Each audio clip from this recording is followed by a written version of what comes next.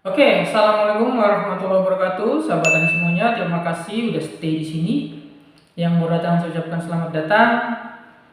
Dan sebelum kita mulai, saya berdoa dulu untuk kita semuanya. Semoga Tuhan selalu memberikan kita kelimpahan, memberikan kita rezeki, dan tidak kalah pentingnya lagi kita selalu diberikan kesehatan selalu. Amin. Oke, kali ini kita akan bahas tentang ini. Jadi seperti yang kita ketahui sahabat tani, ketika saat musim tanam itu pupuk mesti langka dan jarang. Ya. Pertama karena kebutuhannya sangat tinggi. Kalaupun ada mesti mahal. Yang menjadi masalah adalah ketika pupuk itu tidak ada.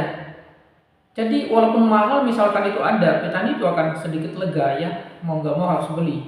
Tapi yang jadi masalah menjadi langka. Nah ini pertanyaannya, kenapa? Ini kan siklus yang terjadi. Setiap musim tanam mesti pupuk langka.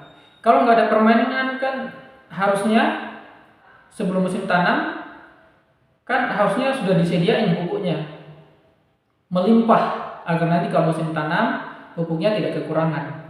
Nah ini kan tidak mungkin lah, tidak dipikirkan hal seperti itu. Kita petani kelas petani saja bisa memikirkan solusi yang seperti itu ya, yaitu harusnya sebelum musim tanam itu pupuk sudah disediain dengan melimpah. Pada kenyataannya tidak terjadi seperti itu, sehingga setiap kali musim tanam mesti pupuk selalu kurang dan mahal. Nah ini kok bisa begitu? Nah ini itu sudah menjadi rahasia umum ya, jadi tidak usah dipertanyakan. Karena kalau barang langka jadi mahal, kalau barang mahal untungnya besar, seperti itu kan? Hukum bisnis berlaku di situ. Jadi mumpung ada momentum untuk bisa menjual pupuk mahal, ya dimanfaatkan. Gitu. Momentum itu apa? Momentum di saat petani kita mulai tanam, ya tanamannya. Oke, jadi langsung saja kita ke pembuatan, ya. Pembuatannya, jadi kita siapkan bahan-bahannya. Pertama adalah asam nitrat sebagai bahan baku nitrogen, kemudian asam fosfat sebagai bahan baku fosfatnya, kemudian kita siapkan KOH kalium hidroksidanya sebagai bahan baku kalium, dan kita siapkan sulfur sebagai bahan baku belerangnya, dan kita tambah satu lagi kalsium. Kita pakai CaCO3. Nah, di sini kenapa kita pakai CaCO3? Karena kita membuat pupuk ini dengan teknologi sederhana. Kita tidak pakai teknologi canggih seperti yang pabrik-pabrik pupuk lakukan ya. Jadi kita pakai asam fosfat dan asam nitrat. Ini dua-duanya sumbernya asam, dan kita menggunakan KOH kalium hidroksida. Ini sifatnya basa. Karena asam fosfat dan asam nitrat ini asam, maka kita mempunyai dua asam. Ditambah dengan KOH satu basa, maka dua asam tambah satu basa, nilainya masih tetap asam. Maka agar sifatnya netral nanti, tidak basa tidak asam, netral, maka kita tambah lagi satu yang basa bersumber dari kalsium, yaitu CaCO3. Nah, ini. Kemarin saya dapat pertanyaan, bagaimana asam fosfat bisa melepas ion nitrogennya? Itu kan asam, rumusnya H3 kan, itu hidrogennya H3 ya, supaya dia jadi basa tetap bisa terlepas kalau sudah direaksikan dengan KOH atau dengan CaCO3, karena sifat basa di situ mempunyai ion H negatif. Ketika negatif ditambah dengan plus 3, maka menjadi 2H2, artinya hidrogennya sudah cukup, sudah netral dan siap untuk bisa diserap oleh tanaman karena nutrisinya tidak mengendap. Nah, ini. Ada pertanyaan lagi, pupuk kalau dikasih kalsium kan kalsiumnya nanti mengikat sumber-sumber nutrisi yang lain. Nah ini saya kasih paham ya, kalsium itu tidak mengikat nutrisi yang lainnya. Yang dia ikat cuma satu, fosfat. ketika kalsium ketemu dengan fosfat, maka kalsium akan mengikat fosfat menjadi kalsium fosfat. Yaitu. Apakah itu tidak bisa terlepas? Fosfatnya tidak bisa terlepas terurai? Kan tetap bisa. Caranya seperti apa? Caranya terjadi mekanisme tanah. Nah, ini. Mekanisme tanah akan bekerja di situ. Yang berperan di situ adalah pereaksi yang melakukan reaksi di fosfat tadi sehingga fosfat bisa terurai, kalsium bisa terurai sehingga terserap oleh tanaman. Apa itu pereaksinya? Mikroba, ya diantaranya adalah bacillus, ya untuk mengurai itu yang sudah disediakan Tuhan dalam tanah. Kemudian ada lagi Pseudomonas, ya, nanti mengurai fosfat tadi untuk diserap oleh tanaman. Ada lagi Rhizobium. Rhizobium walaupun dia sebagai bakteri pengikat nitrogen, tapi dia juga mampu untuk melarutkan atau mengurai fosfat tadi, ya. Kemudian kalau di bangsa jamur ada Penicillium, ada Aspergillus niger, ya seperti itu. Jadi jangan takut ya untuk mengaplikasikan kalsium dengan pupuk-pupuk yang lainnya. Pastikan di tangan jenengan itu tanahnya masih sehat, mikrobanya masih oke. Nah, kalau mikrobanya sudah nggak oke, yang ambil lagi dari hutan atau ya belilah MA4 kalau nggak mau repot.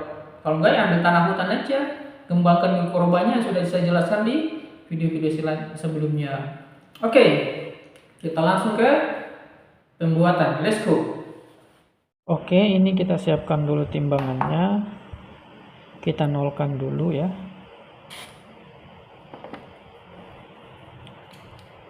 Ini kita masukkan air untuk asam nitrat. Jadi kita larutkan dulu asam nitratnya.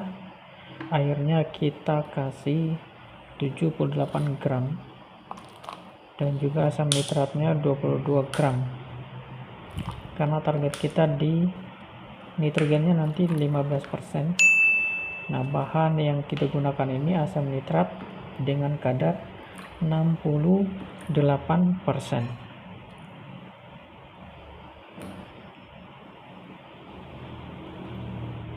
Ini kesempatan ini coba dipakai alas tangan kalau lagi mencampur ya. Ini bahan kadar asamnya itu sangat kuat ya, karena namanya juga asam nitrat.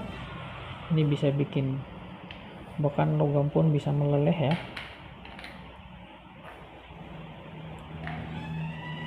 Kalau tangan pastinya terbakar.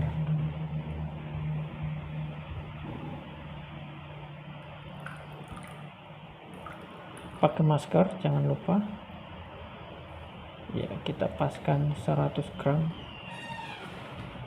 Di sini sudah ada pupuk dengan kadar nitrogennya adalah 15%.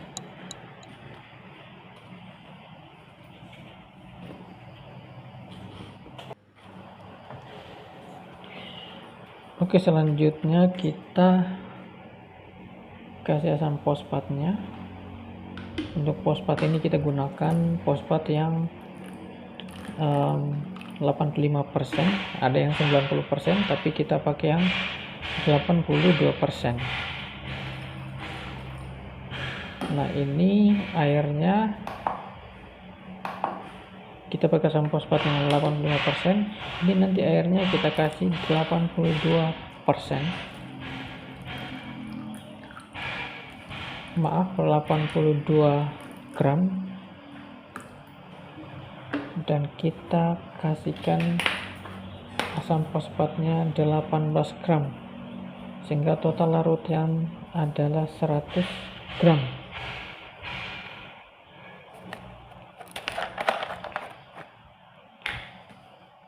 Yang 82 gram.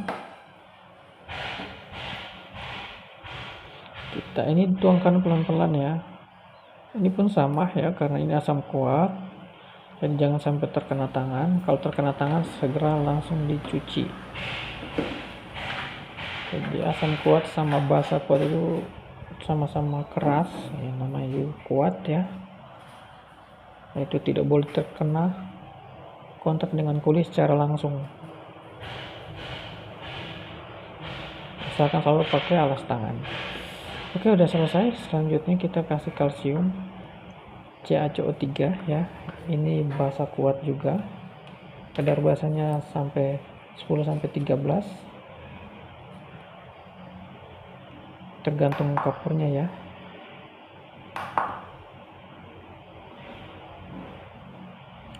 Terus ini kita masukkan airnya.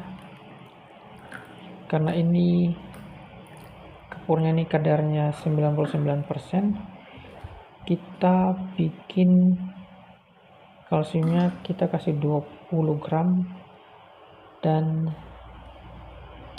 air 80 gram.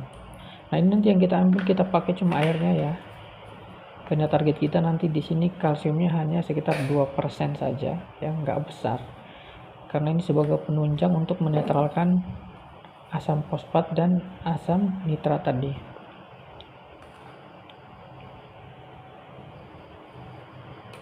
Karena asam fosfat dan asam nitrat ini asam kuat, maka kita butuh basa kuat ya dari KOH nanti ya sama CaCO3 ini, agar nantinya pH-nya menjadi netral sehingga pupuk dapat diserap oleh tanaman.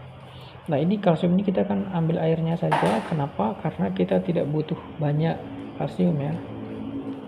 Kenapa tidak banyak kalsiumnya? Karena kalsium ini itu cenderung akan mengikat fosfat. Jadi dia tidak mengikat unsur lainnya, dia cuma mengikat fosfat aja. Hanya saja sebenarnya fosfat pun ketika diikat oleh kalsium tetap bisa larut atau terlepas ya, dengan faktor biologis tanah. Di dalamnya adalah mikroorganisme. Jadi kalau tanah tidak subur, sebenarnya dalam tanah itu sendiri fosfatnya sudah sangat banyak, sudah tersedia, itu oleh Tuhan sudah diciptakan seperti itu untuk ratusan tahun, ribuan sampai akhir zaman pun fosfatnya masih cukup ya, kalau hanya untuk tanaman. Hanya saja dia terikat. Nah, bagaimana untuk bisa terurai agar diserap tanaman? Tentunya diberikan air. Itu yang pertama, agar mikroorganisme bertumbuh dengan baik, dan mikroorganisme tadi akan mengurai fosfat ini. Oke, selanjutnya kita akan buat pupuk kalium sulfat. Jadi ini nanti kalium dan juga sulfurnya belerang, kita larutkan belerangnya menggunakan kalium KOH. Kita masukkan sulfur 10 gram. Setelah kita masukkan sulfur 10 gram, kita masukkan KOH nya 18 gram.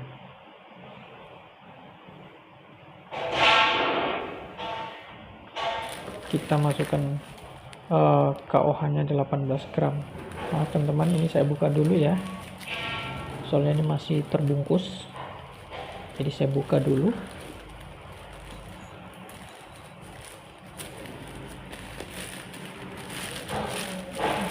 Oke, saya buka dulu. Oke, kita kasih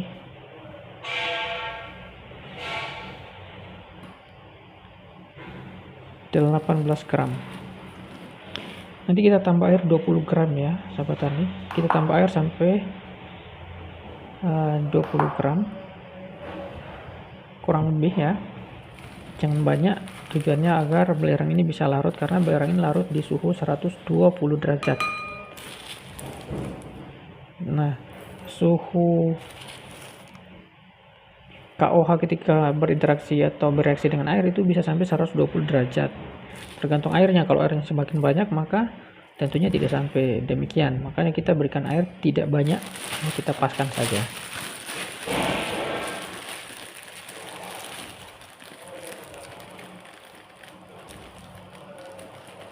Oke, ini kita langsung siapkan airnya.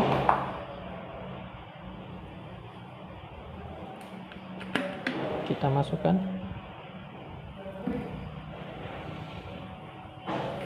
Oh, 1 2 3 nggak apa-apa ya, nggak masalah, kita aduk. Ini prosesnya agak lama ya ini ya sahabat tani, soalnya kita harus aduk dulu terus menerus sampai belerangnya benar-benar terlarutkan. Nah itu udah mulai berubah ya warnanya, bisa diperhatikan.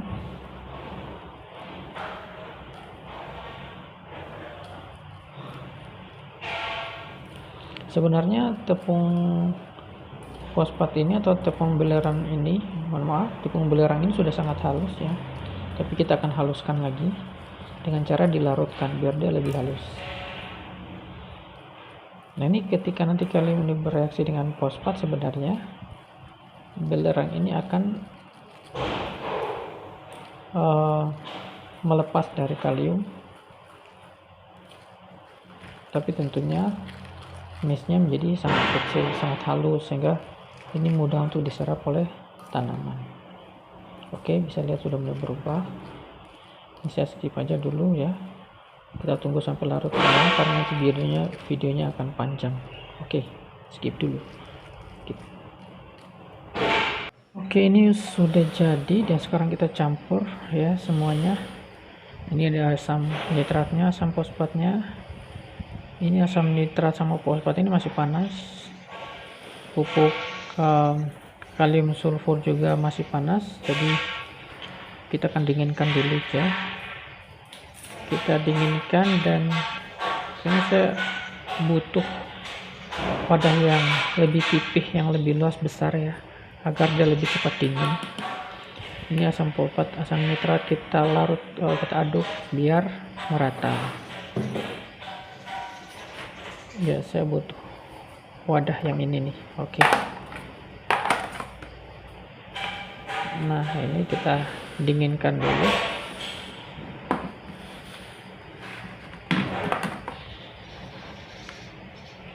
Seperti itu ya. Nah, ini cepat banget dinginnya nih kalau kayak gini.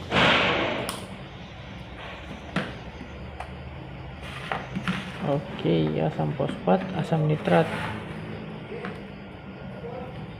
Nah, ini caranya untuk mendinginkan ya.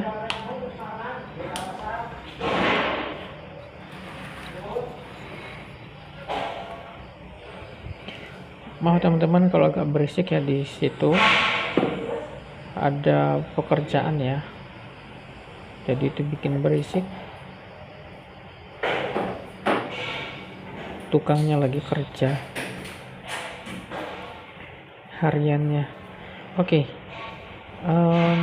Ini kita campurkan ya, kita campurkan jadi satu.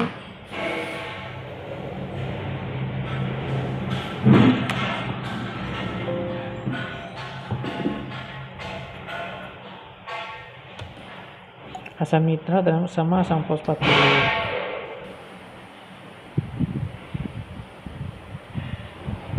Sudah dingin, kita gabungkan jadi satu.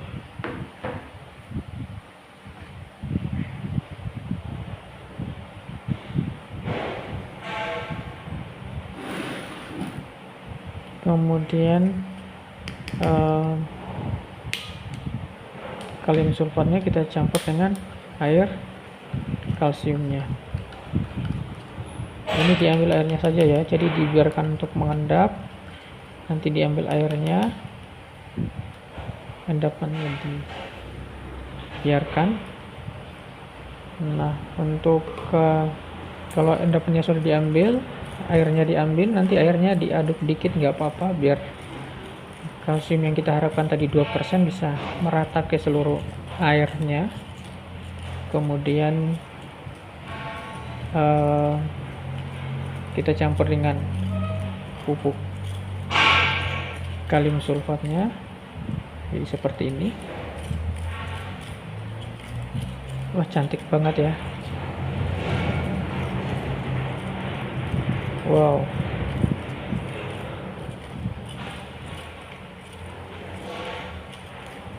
Oke, saya skip biar nggak terlalu panjang ya. Nah, ini sudah. Selanjutnya kita masukkan larutan asam nitrat dan asam fosfat. Ini masukin pelan-pelan ya. Nah, ini angle kameranya yang bagus dari mana nih saya masukinnya biar enak dilihat. Coba dari sini nih. Oh iya, dari sini. Oke, kita kita campur dulu.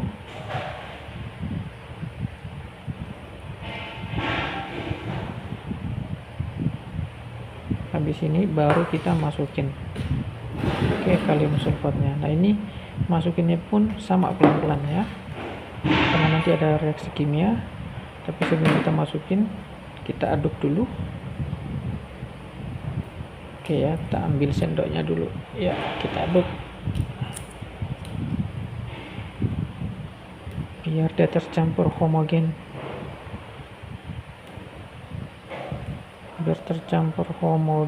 Dan kita masukkan menjadi satu. Oke, kita masukkan aja ya, pelan-pelan teman-teman, nanti ada reaksinya. Oke, dari sebelah mana nih biar kelihatan enak. Oke,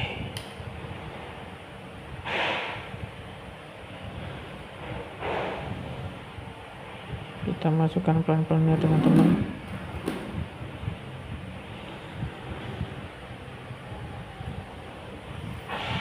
Ponska Plus, karena kan ada panas ya. Sebenarnya ini belum terlalu dingin, tapi ya demi teman-teman aja tutorialnya. Oke. Tapi nggak masalah, udah lumayan ya. Kalau terlalu panas, masih panas banget, ini akan meledak, duer. Jadi makanya kita tunggu dingin dulu. Oke. Nah, oke. Kita aduk lagi biar dia homogen semua. Jadi inilah kita temukan bubur NPK Plus atau Ponska Plus. Oke, sambil saya aduk ini kurang lebih sekitar 3-5 menit, jadi saya skip biar videonya pendek. Nah, ini udah jadi. Saatnya untuk kita mengukur. Jadi air ini 200 ml, kita anggap saja ini 20 liter. Kita akan aplikasikan 2 ml pupuk ya. Kalau airnya 20 liter berarti 200 ml. Oke. Jadi karena airnya cuma 200 ml, jadi kita pakai 2 ml pupuk atau 2% dari larutan. Ini untuk mendapatkan ppm 500 sampai dengan 1000 ppm. Ini untuk penyepraian. Nah, kalau untuk kocor itu 1000 sampai 2000 ppm. Itu standar untuk kocor. Tapi kalau mau lebih di atas standar maka 2000 sampai 4000 ppm. Halo. Ya. Nah, ini untuk spray 500 sampai 1000 ppm. Berapa ppm nya per 2 mili? 200 ml per 2 mili, 2% dari total larutan.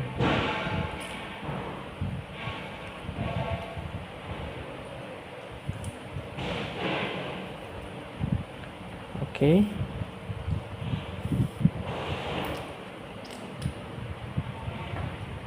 Jadi seperti ini.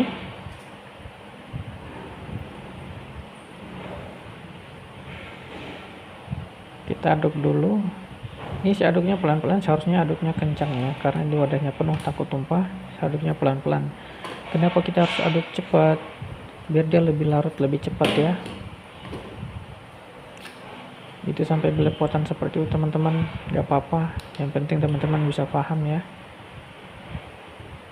Kita ukur udah sampai 500 apa belum.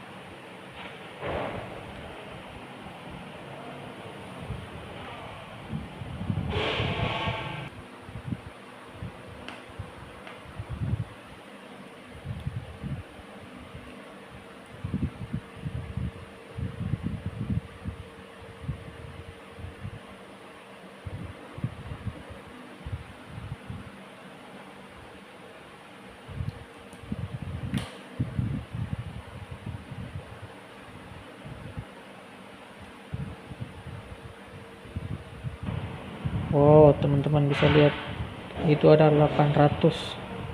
Jadi untuk skala spray sudah sangat cukup ya, sangat bagus sekali, very nice, karena sudah di atas 500 ppm, hampir menyentuh 900 ppm. Untuk pH-nya ini kita siapkan dulu pH meter. Oke, ini kita masukkan saja ya, karena tadi kita sudah aduk. Oke, pH-nya di 7,7, 7,6, 5,4, lagi turun ya. Kita lihat turunnya sampai berapa. 6,9 itu mulai hampir stagnan, tapi ini masih turun ya. 6,8.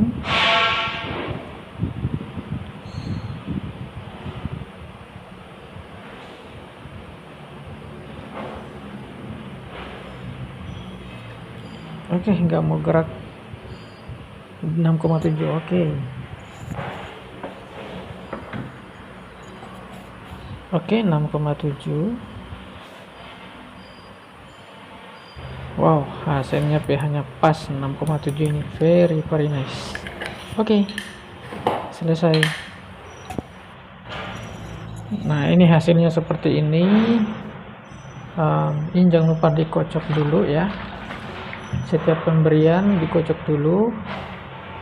Pupuk NPK Plus kita udah selesai dengan N15, P15, K15, sulfur 10, kalsium 2%.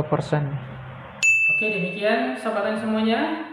Semoga ini menjadi solusi buat kita semuanya, dan sahabat tani tidak kesusahan untuk mendapatkan pupuk lagi. Bahannya bisa beli secara online, pastikan beli di toko-toko kimia yang terpercaya.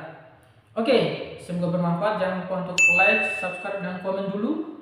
Kita ketemu lagi. Terima kasih sudah stay. Assalamualaikum warahmatullahi wabarakatuh.